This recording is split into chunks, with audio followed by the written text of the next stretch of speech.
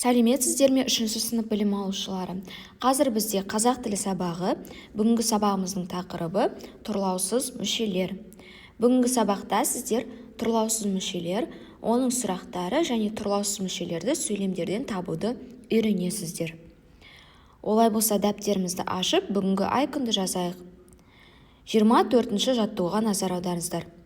Өлеңді мәнерлеп оқы.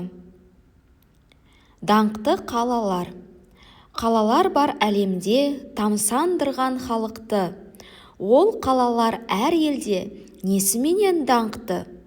Париж Эйфель мұнарасымен, Москва Кремльмен, Вашингтон ақ үйімен, Афина Акропольмен, Алматы несімен әйгілі? Ескен Елубай.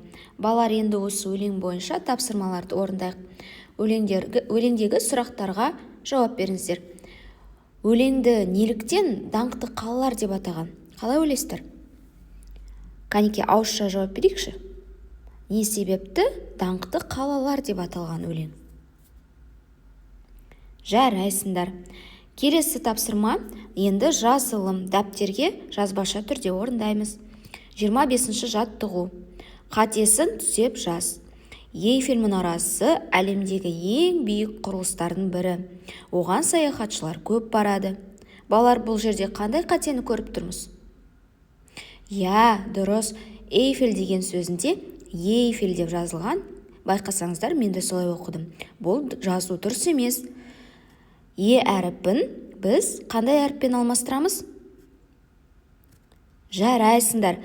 Әріпімен алмастырамыз. Сонда Эйфель деп жазасыздар. Сөйлемді жазып алып, сөйлем мүшесіне талдаңыздар. Естеріңізде болса, бастауышты бір сызықпен, баяндауышты екі сызықпен, тұрлаусыз мүшені ирек сызықпен сызамыз. Енді сөйлем мүшелерін еске түсіру мақсатында келесі видеороликте назарларыңыз болсын. Алан, жаңа кітапхана ашылыпты, бірге барып көрейікші. Жарайды. Дана, білесің бе? Жаңа кітапхана ашылды. Сөйлемдегі жаңа сөзі тұрлаусыз мүше. Тұрлаусыз мүше дегеніміз не? Сөйлемдегі бастауыш, баяндауыштан басқа сөйлем мүшелерін тұрлаусыз мүшелер деп айтады. Олар кімді, нені, кімін, несін, кімге, неге, қашан, қайда, қалай, қандай, тағда басқа сұрақтарға жауап береді. Мысалы, Асан анасын ауруханаға апарды. Бұл сөйлемдегі тұрлаусыз мүшелер анасын, кімін деген сұраққа жауап береді, және ауруханаға, қайда деген сұраққа жауап береді. Түсінікті. Мысалы, мына сөйлемдердің қайсысында тұрлаусыз мүшелері бар сөйлем? Көпір салынды, жоба таныстырылды. Мұнараның жаңа жобасы таныстырылды. Мұнараның жаңа жобасы таныстырылды. Дұрыс. Жарайсың, Дана. Дана, Тамирис, тұрлаулы мүшелерді қайталайық. Сөйлемнің тұрлаулы мүшелері бастауыш пен баяндауыш. Қимыл іс-әрекеттің иесін білдіретін сөзді бастауыш дейді. Бастауыш кім, кімдер, не, нелер деген сұрақтарға жауап береді. Мысалы, кешен салынды. Бастауыштың ісін, қимылын білдіретін сөздерді баяндауыш деп атайды. Баяндаушқа не істеді, не қылды, қайтты деген сұрақтар қойылады. Мысалы, ғимарат тұрғызылды. Бас қалада күн санап неше түрлі көз тартар ғимараттар бой көтеріп жатыр. Алина, осы сөйлемдегі ғимараттар сөзі бастауыш па, баяндауыш па?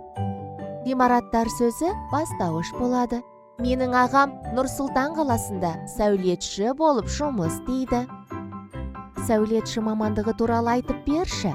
Сәулетші сәулет өнерінің маманы. Ол ғимараттардың нобайын сызады.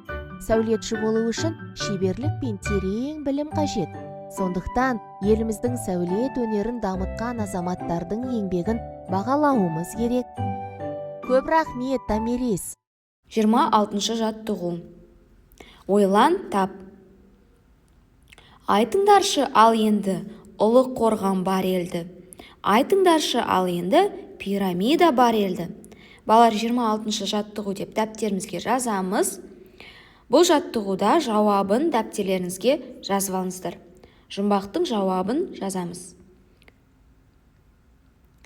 27-ші жаттығу. Төмендегі сөйлем мүшесіне талдау үлгілеріне назар аудар. Бұл жаттығуды өздеріңіз оқып шығасыздар. Бастауыш, баяндауыш, тұрлаусыз мүшелердің ережесі берілген. Осы ережені есте сақтаймыз және сөйлем мүшелеріне талдаған кезде мұқият боламыз. Үйге 28-ші жаттығуды жазамыз. Бұл жаттығуда сіздер сөйлем мүшелерінің талдау үлгісін басшылыққа алып, төмендегі сөйлемдерді талдайсыздар. Ескерткіштер қорғауға алынған. Сөйлемді жазамыз. Бұл сөйлемде бастаушты табайық. Кім, кімдер, не, нелер сұрағына жауап беретін сөйлем мүшесі бастауыш. Бұл жерде ескерткіштер. Нелер? Ескерткіштер. Бастауыш бір сызықпен сызылады. Ескерткіштер сөзін бір сызықпен сызамыз. Ескерткіштер не істеген? Алынған. Алынған деген баяндауыш. Баяндауыштың астын екі сызықпен сызамыз. Бастауыш пен баяндауыш тұрлаулы мүшелер. Біз тұрлаулы мүшелерді таптық. Енді тұрлаусыз мүшелерді іздейміз. Қайда? Қорғауға. Бұл жерде қорғауға тұрлаусыз мүше. Тұрлаусыз мүшенің астын ирек сызықпен сызамыз. Дәл осылай қалған сөйлемдерді де дәптерлеріңізге жазып, сөйлем мүшелеріне талдаңыздар. Балалар тапсырманы орындап болғаннан кейін маған кері байланыс жіберуді ұмытпаңыздар. Сабағымыз аяқталды, сау болыңыздар.